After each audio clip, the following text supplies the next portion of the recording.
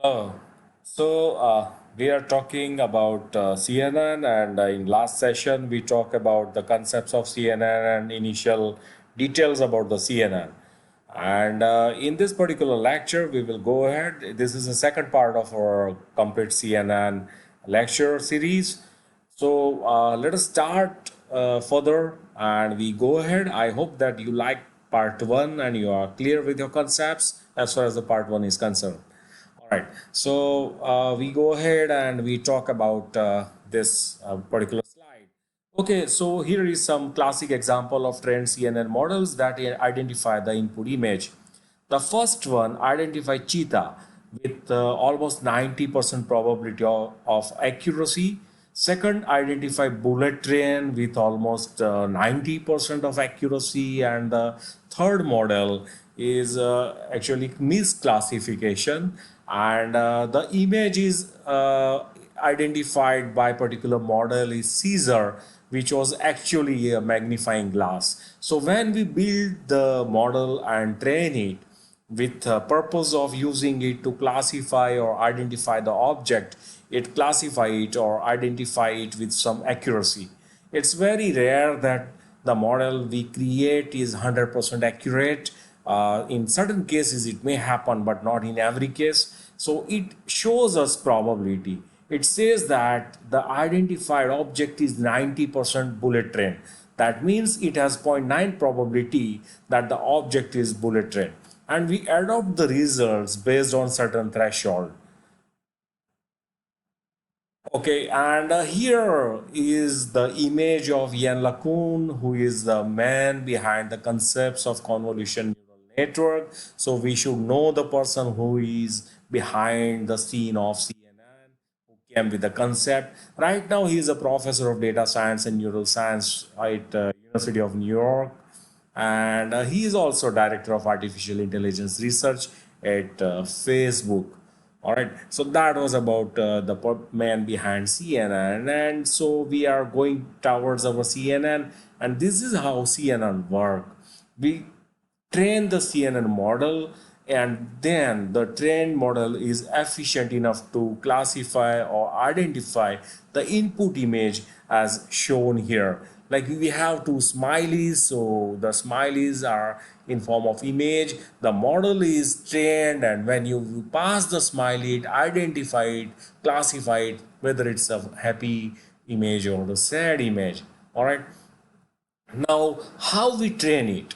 So, to understand it in simple way, consider that we have an image. In case of black and white image, it has only two colors, gray and white. Hence, it contains two channels and data or intensity related to each pixel of the image can be represented as set of two-dimensional arrays. Same way, the color image will have three channels of color consist of R, G, and B, and each pixel can be represented by 3D array. So look at this particular image, and a hypothetically representation of this grayscale image is here, which is represented by 1 and 0 for each pixel of the image. So the image is converted into equivalent pixels depending on the grayscale available on image, represented as either 0 and 1. It's just representation, and for your concepts, this image can make you understand that how the image can be converted into 0 and 1, or can be used for the process. All right, so now how to build our CNN. All right, so to build the CNN, we follow four steps, and there are four steps that we need to understand for CNN. These four steps we will go through one by one in detail. Step 1 is convolution. Step 2 is max pooling. Step 3 is flattening. So these are three processes, three layers, okay, that we perform before we execute the neural network and we input the images in form of vectors to the neural network. So these three steps are: step 1 is convolution, 2 is max pooling, 3 is flattening, and the fourth step, that is a full connection step. So let us understand them step by step, and simultaneously we will also build real life applications. So we will codify that as well. So we learn both the thing, the concept as well as the code simultaneously. All right. So let us build it. And to build our CNN, we are going to use a real life data set. I have my data set ready with me, and it is consists of three subfolders. The data set I have kept in my Google Drive under the folder dataset. And a dataset contains three subfolders, namely training set, testing set, and single prediction. So both the training set and testing set folders contain two subfolders each, and they are named as dogs and cats. So basically, my data set is consist of three things. One is a training set for the purpose of training the model. Second is a testing set that contain dog and cat folder again, and they contain a lot of images of dogs and cats, and that we will use for the testing purpose of the model. All right, and third one is our actually single prediction. So we'll use it to check how accurately our model is working, whether it is working properly or not. Okay, so we are going to train our CNN model with lots of images of dogs and cats of different breed, different countries, and then we will use this trained CNN model to test unknown image. It may be of dog or cat, or we don't know, but we will input this unknown image to our trained model, and our model will rightly classify it, and that in this particular image you have dog or cat. For your information, we have 4,000 images of dogs and 4,000 images of cats for the purpose of training our model. So training set is consist of in total 8,000 different images of dogs and cats together. It's a huge data set and medium large size one, so I have kept them in my Google Drive. The testing of our model will be done using testing data set consists of 1,000 images of dogs and 1,000 images of cats. So our training will be done using total 8,000 dogs and cats images, and we will test it using 2,000 images of cats and dogs. We have already divided our data set in ratio of 80-20, and hence we don't require any kind of pre-processing over here. All right, so here we go. Our initial part of the code I have written using Google Colab. Colab is used, Google Colab, and Jupyter Notebook as my editor, where I have written the code and executed. All right, the advantage of using Colab is that like we don't need to install TensorFlow and Keras library to our local machine. All right, second thing is like I am using Python 3.7 version. Okay, moreover, computational power of our laptop or local machine CPU is very limited.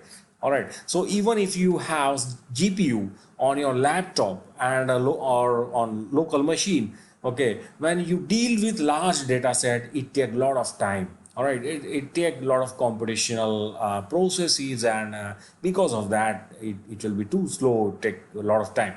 Whereas on Colab you have advantage of using TPU as such. It is available that that first it is available, you can avail that. So it is speedy and your local machine is free while it is processing. It takes data directly from your Google Drive and process on Colab. All task is outsourced on cloud.